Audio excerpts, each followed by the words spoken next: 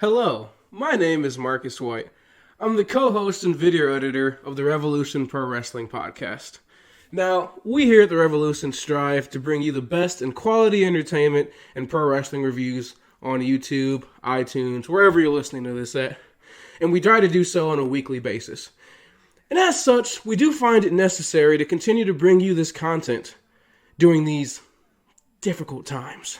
However, the video you're about to watch, like Raw and SmackDown, is awkward, poorly planned, just flat out bad. Do we care? Of course not. As long as you keep watching it, we'll keep pumping out hot garbage like it's going out of style, and it never will. So welcome back, suckers. I mean, valued consumers. And thank you for your support, because we know that with your never-ending loyalty, we'll be here then, now, and forever.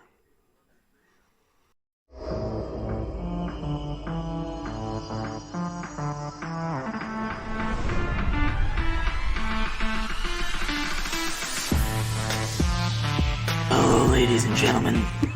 My name is Nick Cavalli. Hell yeah! Can I get a hell yeah?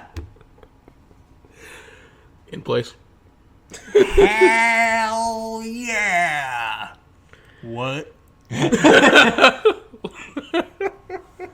As you can see by the fact that I opened with a really, really poor version of Stone Cold and Batman's Love Child, we are having all of the coronavirus fun. Yeah, and so was Monday Night Raw, because... You aired the whole Rumble match.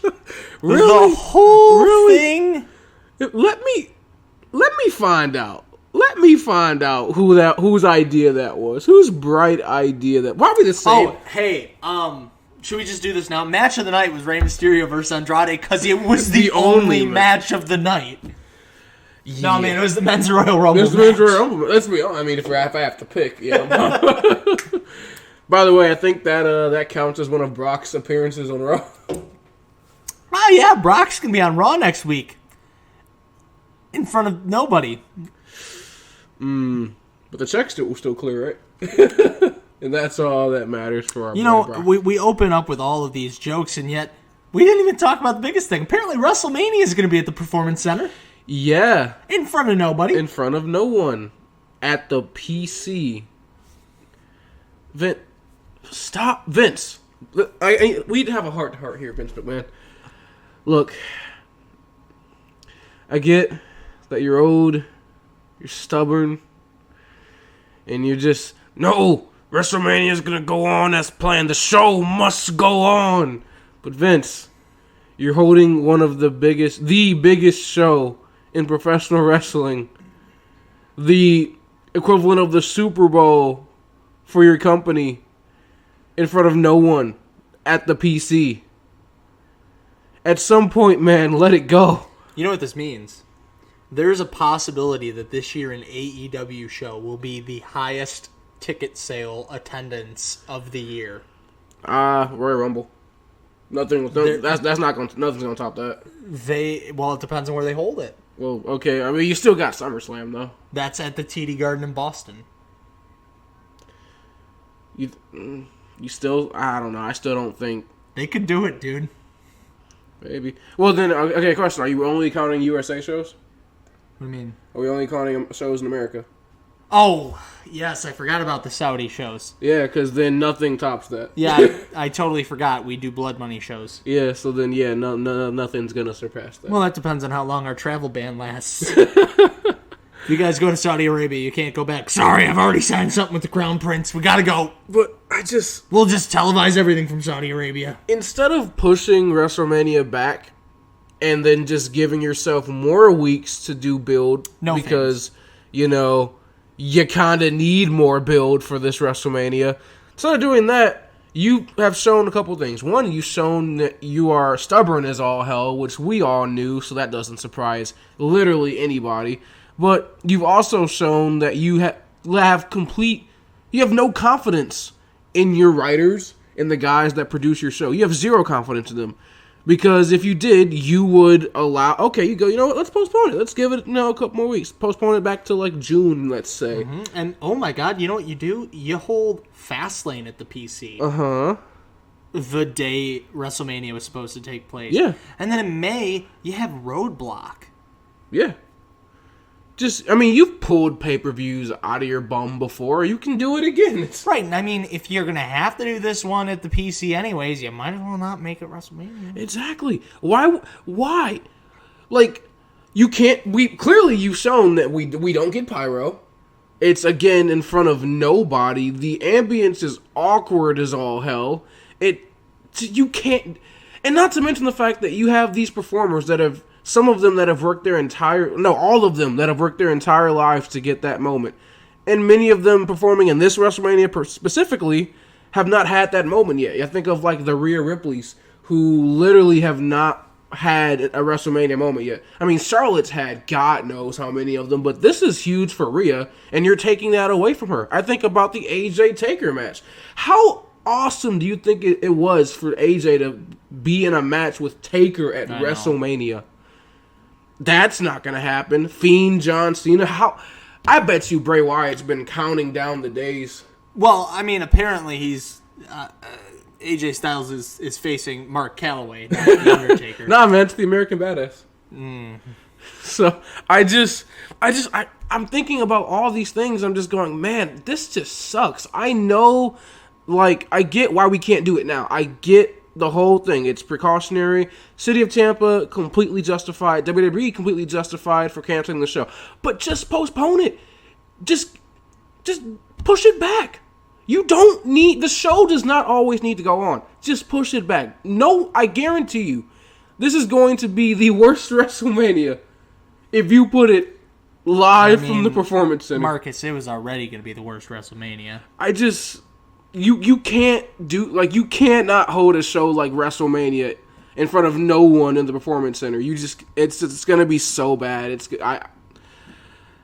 What are you thinking? Like, stop being so freaking stubborn, Vince. My God, I don't get it at all.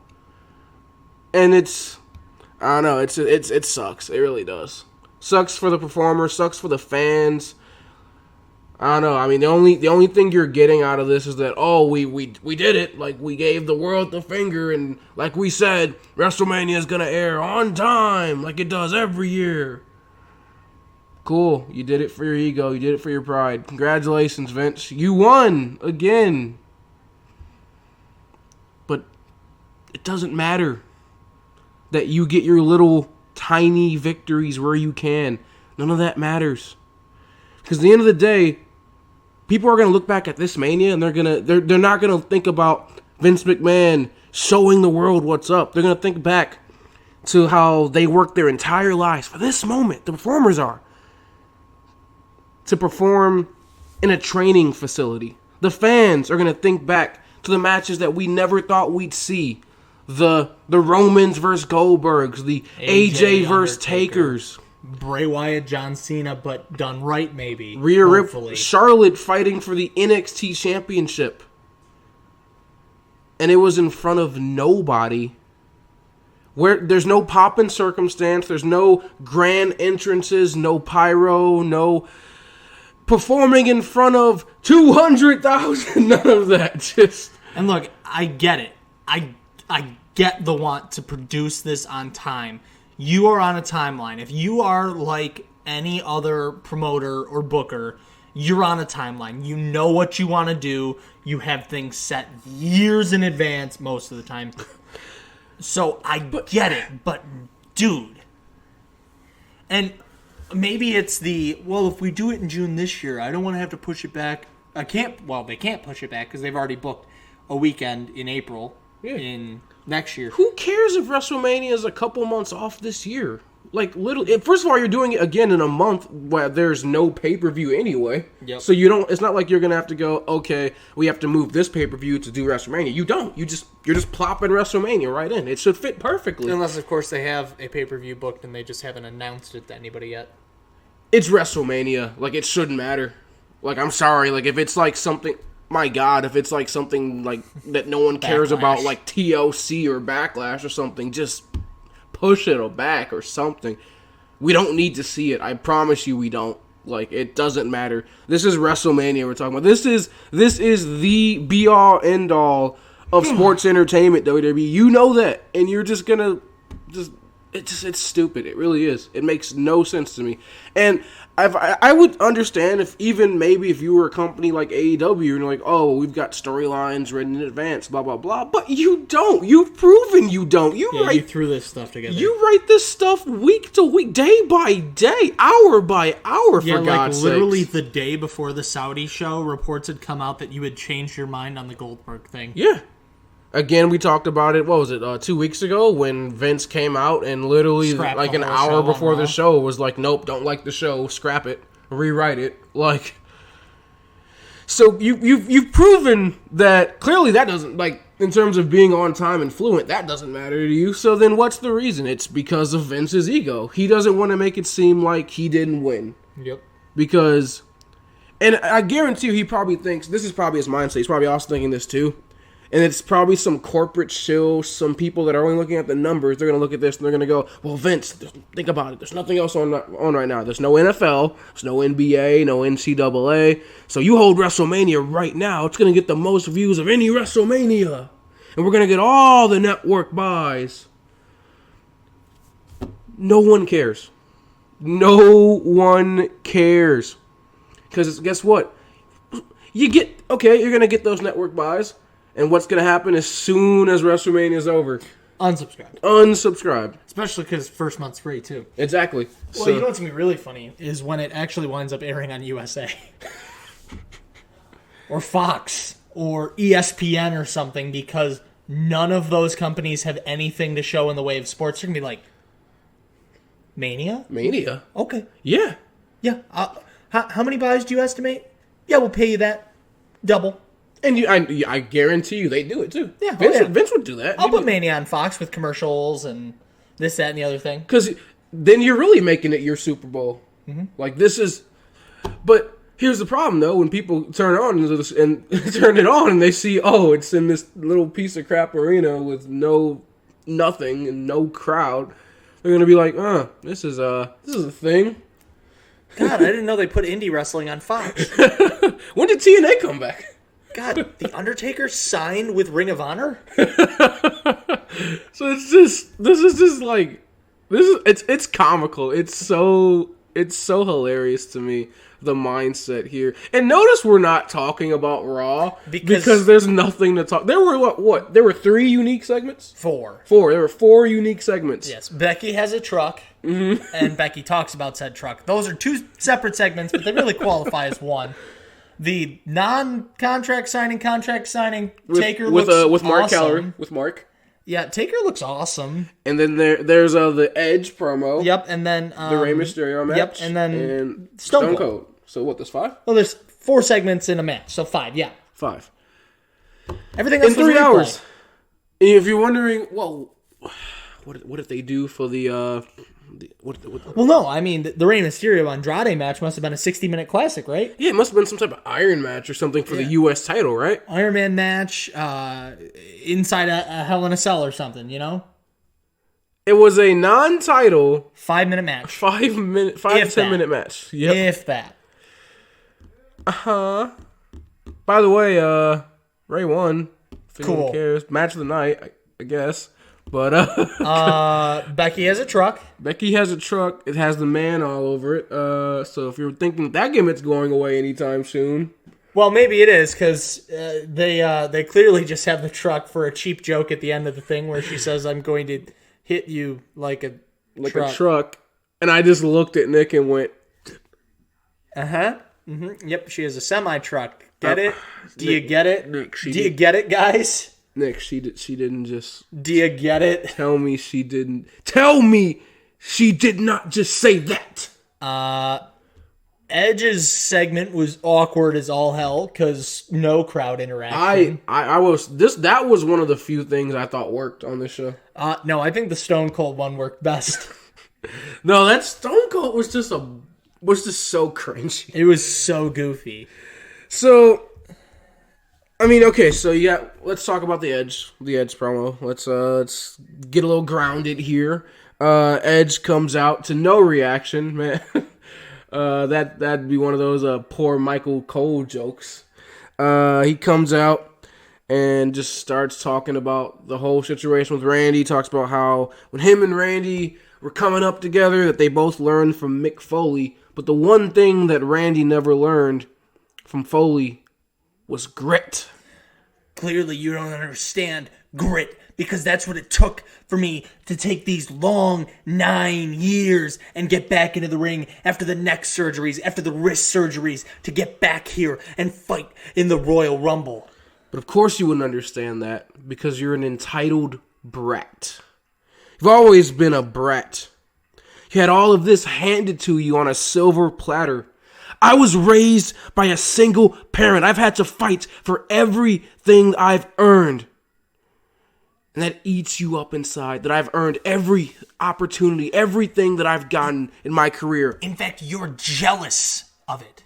You're jealous of the fact that I've had to work for what I have. You had it handed to you. You had it easy. You are jealous because fans realize I worked my ass off to get here. And they realize you were given it. You don't love me. Randy, you say you love me, you don't. This isn't love. You're jealous. And what you don't realize, Randy, was that Beth was here to retire for me. You talk about all the times I digged you out of those big holes, those massive mistakes. Or Randy, you dug me out of a hole. You saved me from making the biggest mistake of my career. And now, it's going to be me versus you at WrestleMania. At the Performance Center. In Last Man Standing. Oh, excuse me, I have to say it like Edge. Last Man Standing! Stare down camera, stare down camera. Please cue my music. Okay, I can walk away. On this day, I see clearly. Yeah. And then after that was the semi-truck segment. So an hour and a half of Royal Rumble. Yeah, so I was like fast forwarding because they did like, a little recap segment, and then we had a commercial break. So I'm like, okay, cool. Something commentary, and then I saw the Royal Rumble, and I was like, oh, cool. They're gonna like recap that, and then I heard. The following is the 2020 Men's Royal Rumble match. Here are the rules. And I was like, wait, did I miss something? So then I rewound a little bit, listened to the commentary, and then all they said was that this is a recap. That this is a recap of the Rumble. And Here's then what happened at the Men's Royal Rumble. And then they played the whole match from start to finish with commercial breaks, by the way. My God, what were you thinking? And just what a slap. First of all, what a slap in the face to everyone that owns the network, right? Yep. Just, here's a pay-per-view just live on TV. Here's the only thing that people probably bought that this entire year. Yeah, just Rumble match. Yep.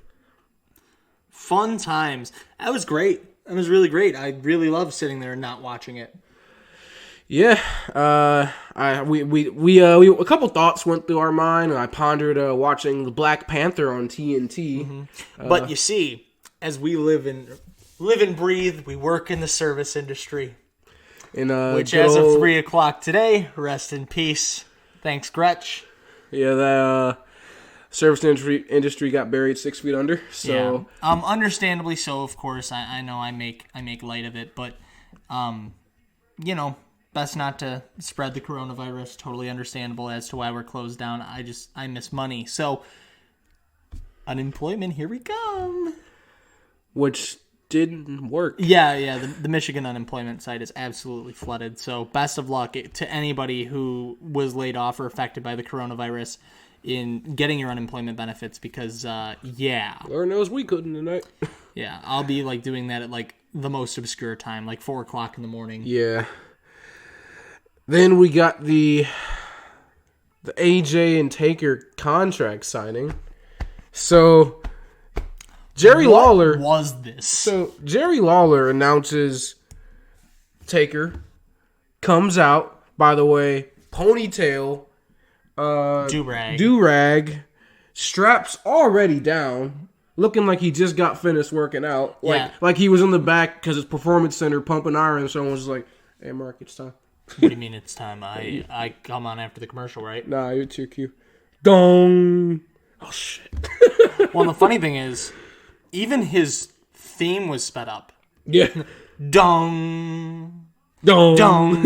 Just like, and then that's probably the fastest. He sprinted down. Yeah. Well, I mean, for Undertaker. He angry old man walked. Like, it's kind of like, oh, God. It's almost like, okay, so we've mentioned plenty of times how we work in the service industry. It's almost like, when we're understaffed, and so we have to, do tickets at concessions, and the box office is closed, so you got the older people that come in, they see that no one's there, they wander around for a few minutes, and they just come sprinting angrily up to concessions. There's no one at box office! There's no one here to sell me my tickets!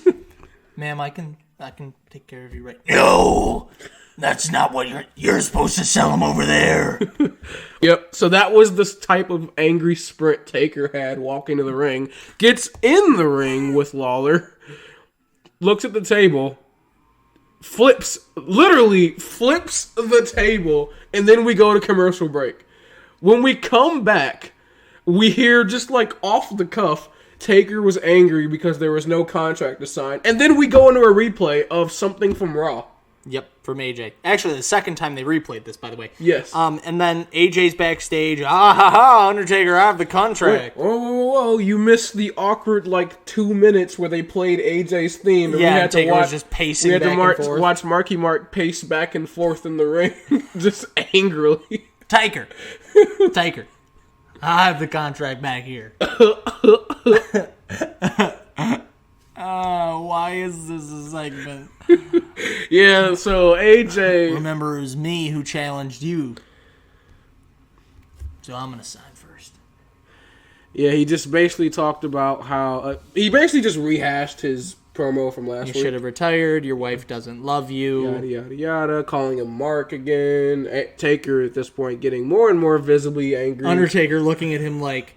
I am the living embodiment of what's left of kayfabe. Please stop.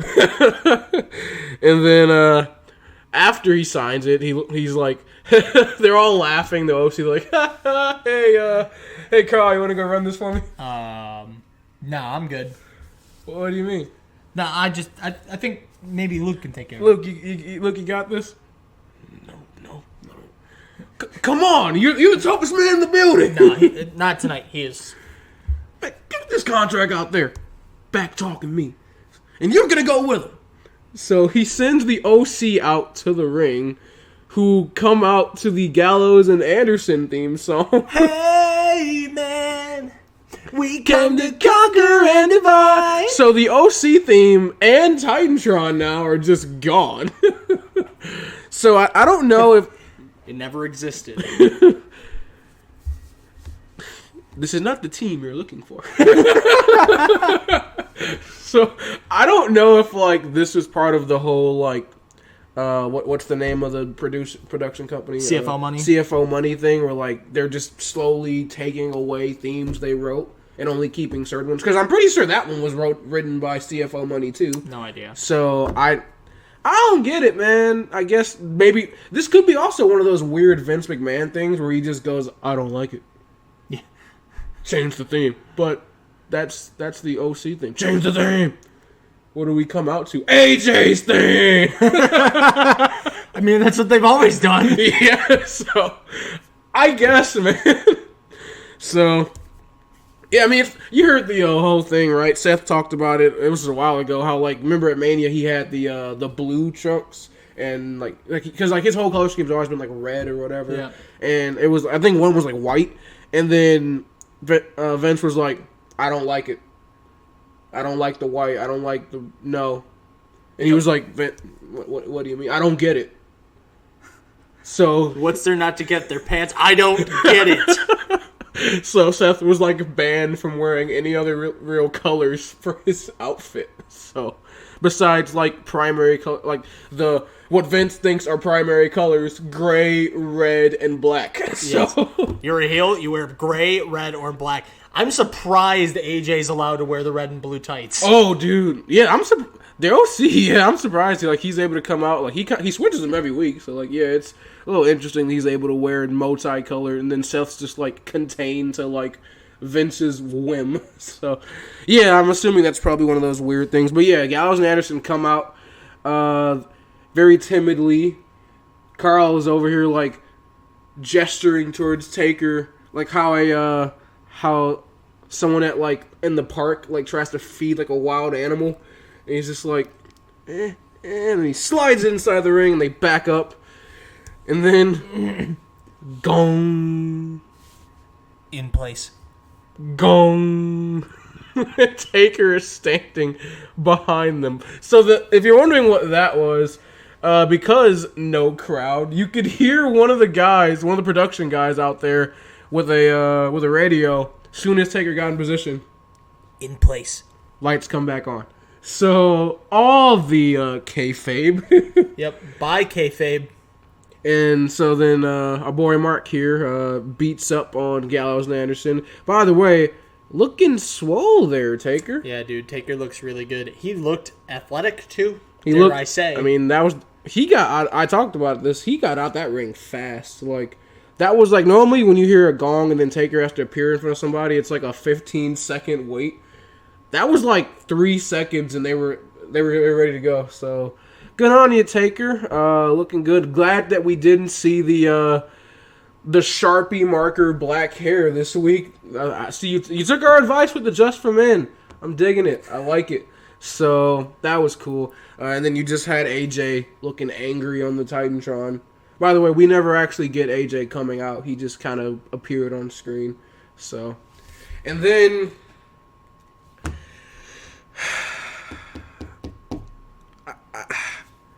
you put Asuka on commentary. It's like you heard everyone from last week that was asking why was Asuka and Kairi Sane cutting a promo, and then you went, you know what I hear? They need more. Mike Carano, you know what I hear? I hear more.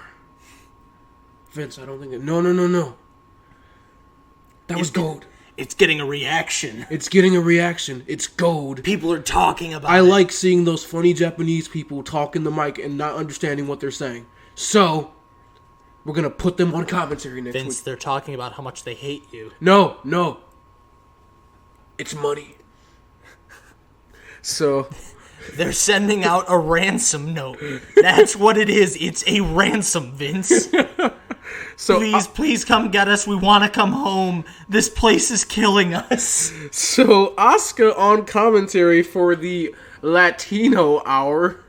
So back to just minority hour, I guess. Yeah. So that was all the cringe. Which, by the way, you can tell they kind of turned the mic volume up a little bit for the commentary team so that you couldn't hear the spots being called in the ring. Which both Ray and Andrade are fluent in Spanish. They could just call out in Spanish and no one would be the wiser. Nah, man, we have people watching down in Mexico. It doesn't matter. It doesn't. We see it with Japanese superstars all the time. They call out in Japanese literally all the time. Asuka and Kairi do that in their matches. Yep. But instead we just get volume turned up for an already screeching in the microphone Asuka. Habai! Like, okay, Jerry Lawler. So, this was bad. And if it doesn't, there's a KO interview. Yeah, he accepted the match for Mania. Cool. Lastly, we get the greatest of all time. Stone Cold Steve Austin. So basically, what I'm getting from this is that we're going to get a Steve Austin. You good over there? I'm trying to get away from you because you're coughing. I don't want to get the Rona. Okay. We're going to get next year at Mania. It's going to be Steve Austin versus John Cena for the Battle of the Goats. That's what I'm getting from this. The Goats on Wednesday nights. I know Shawn Michaels on Wednesdays. Well, first of all, Shawn Michaels does produce on Wednesdays. Second of all, obviously not Shawn Michaels. Ric Flair? No. Bret Hart? Nope. Well, then I'm just stumped then. I would guess that it is the greatest intercontinental champion of all time. The Miz? Okay, you're getting punched in the throat now. Keep going. So, yeah. Steve, which at least if you're gonna call someone the GOAT, at least you have an argument for Steve Austin, because no one did it better than Steve in terms of selling merchandise. He's the best-selling superstar in history. So, I mean, you kind of got an argument at least for Stone Cold. I love John Cena, but come on now. So, yeah, Steve Austin comes out. Never thought I'd ever hear the glass shatter to no reaction. That was weird, man. I don't like seeing these legends like Taker and Stone Cold come out in the Performance Center. It's just weird. No, it's not good. It's just weird. So even Edge, yeah, he's a legend. Yeah, it's goofy. But yeah, Stone Cold comes out. One interesting thing he did. This is just all cringe. He if you want to hear Stone Cold talk about 316 Day, give me a hell yeah. I said, if you want to hear Stone Cold talk about 316 Day, give me a hell yeah. Hell yeah! What? I said, hell yeah! Thank you, Byron, for the enthusiasm. Stone Cold then proceeds to cut his promo with the help of cue cards about 316 Day. With literal judgment from Byron Saxton, who was sitting at the commentary desk holding up scorecards. Do you get it? They're at the Performance Center. He's telling him how he's doing on his promo.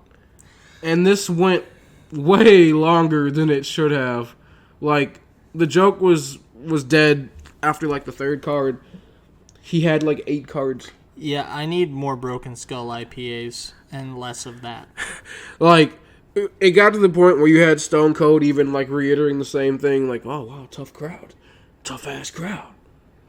Tough crowd. Like, okay. It was cringe. It was awkward. Byron was having fun, so I guess someone got something good out of this Congrats, segment. Byron. Oh, also probably Jerry Lawler, he had been like waiting for this all night because. Yeah. Well, Jerry Lawler was enjoying it because he knew exactly what was going to happen to Byron as soon as he started getting involved. Exactly. So this was all weird. I did like Stone Cold like fumbling up like his lines a couple of times. Like he dropped his cards. Like that was a little funny because that's just Stone Cold being Stone Cold. And finally at the end, he's like, "Oh, Byron, you wanna come down celebrate 316 Day with me?" Grabs a couple Stone Cold IPAs. He dropped one actually, which I think that's like the first time I've ever seen Stone Cold drop a beer. They celebrate a toast to the biggest jackass on Monday Night Raw, and then to the surprise of no one. Stunner to Byron. Sold like a champ. Although I was a little disappointed we didn't get the beer like splitting from his mouth, like, the classic Stone Cold thing. That was a little weird. But yeah. Stunner, then Stone Cold drinks all the beer. Then Becky Lynch comes out, joins him. Get it? Because she's like the female Stone Cold. Also because she's hit him with a stunner before. Yeah, and Steve Austin goes, whoa. The last time me and you were in this ring together, you hit my ass with a Stone Cold Stunner. I don't remember doing that, actually. You did. Are you gonna abide by the sanctity of 316 Day? I'm here to celebrate 316 Day. Well, hell yeah. And then they drink the beers and. So, in case anybody was keeping count, I think by the end of the night, Stone Cold had drank 11 beers? At least 11. By the way, props to Becky for Oh yeah, chugged one of those straight up. Like it was that. You're was more cool. of a man than Seth. More than a man than Hangman Adam Page, who has to pinky sip his beers every week on Marcus, Wednesday. I'm more of a man than Hangman Adam Page when it comes to drinking beer. I don't even like beer. I'll down that. Yeah, so then after Stone Cold... Pay me that much. Stone Cold's drinking a beer. He looks dead in the camera as Raw's going off. And that's the bottom line, because Stone Cold... And we cut to whatever the hell airs after Monday Night Raw these days. The Briar Patch. Which I heard is actually supposed to be a really good limited time series. So, if you're into that. MVP? No.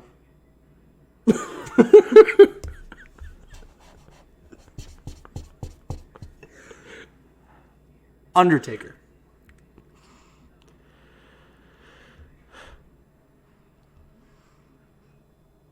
Are you sure?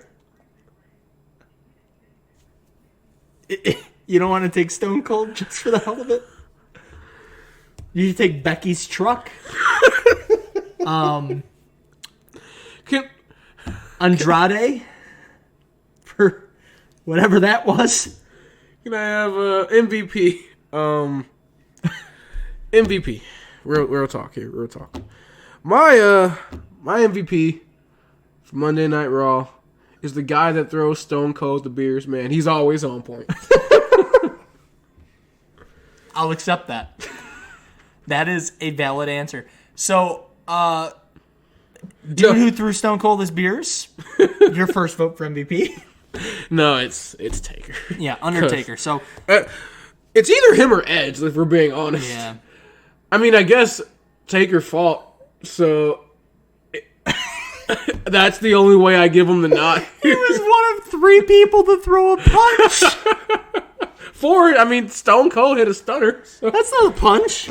it's a move, so yeah, Taker, you get the nod. Well, in 2020, the best part of Monday Night Raw was the Undertaker. Yikes. Or Edge or Stone Cold.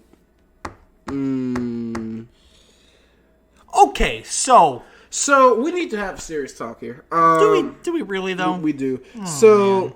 With this whole Corona thing going on, look, WWE, if they're going to continue to put out shows where an hour of it is just re-airing whatever pay-per-view match or whatever happened the week before or whatever, I don't know if I can come on here every week and be expected to sit through 2 to 3 hours of that and then record. That's just...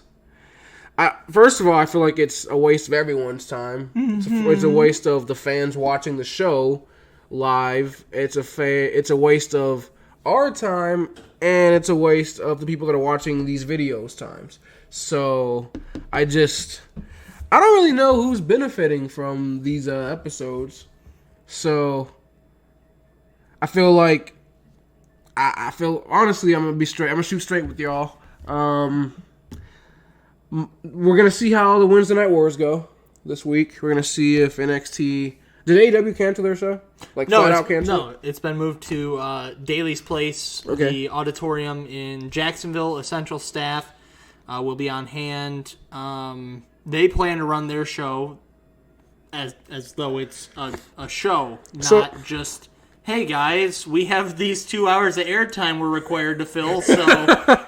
We have a contract with USA, so here's something. this. So yeah, we're gonna see how Wednesday Night Wars go, and if it's better than Raw,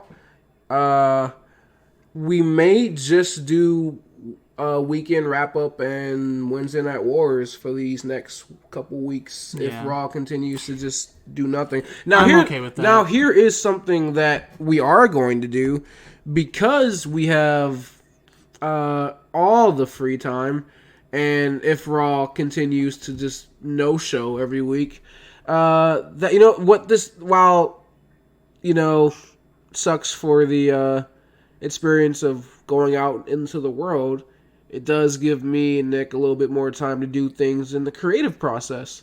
So what that means for you guys is potentially more original content. Oh my God. You know what? We could do a whole podcast where I don't have to listen to your voice. That would be a good one. That would just be you talking into the mic by yourself. I like that. Well, good luck doing that at home with no camera and no mics and no lighting. So, you might just be getting me every day by myself, because I can do that. And that sounds like a great idea. You know, let's think about this for a second. Me coming out, spitting actual information and facts instead of just ultra biased random BS about AEW and how much WWE sucks and I'm the Revolution champion and WWE's trash and Chris Jericho. Oh, Jericho, do you want me to kiss your ass some more? I'm sorry, I couldn't hear you from the sound of the muffled voice of your head up Vince McMahon's ass. I don't know if I've ever been up Vince's ass. I mean, I hate the Triple H, maybe. I'll maybe admit to that. Yeah, I mean, look, it's called the Revolution because we're here to talk about the change in wrestling. We came up with the name because it's the revolution of pro wrestling that's happening right now, and I'm only seeing it on 2 out of 4 shows. Are we even... There's a 4th show? Yeah, NXT. No, I mean... SmackDown. I love that Seth Rollins laugh there. Bring back...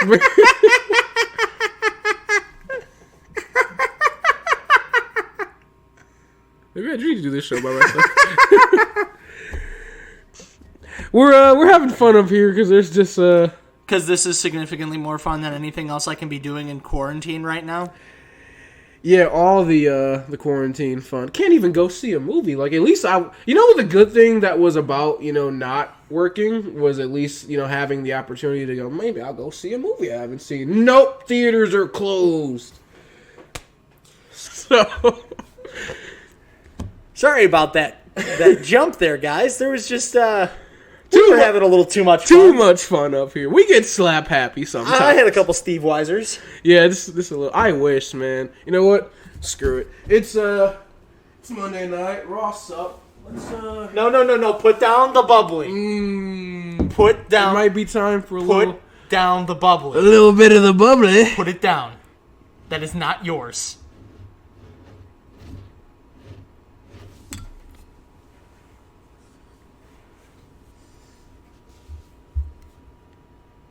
You know what? That's how we sign off tonight. Just you grasping at the air. Because that is what Monday Night Raw is. Everybody grasping at straws. All right, so we have literally nothing else to contribute to you right now. No, this is all just off-the-cup random bull, which is pretty much what Raw was tonight. Yeah. So, this video was so bad. Social media links. This is so bad, Marcus. In the description below. We're really doing this. The Wrevolution podcast is available on the Spotify, the Tunes of Apple. Okay. Google Play Podcast. I'm done, dude. YouTube and the bean that's a pod. The edamame. The edamame bean, yeah. So, okay.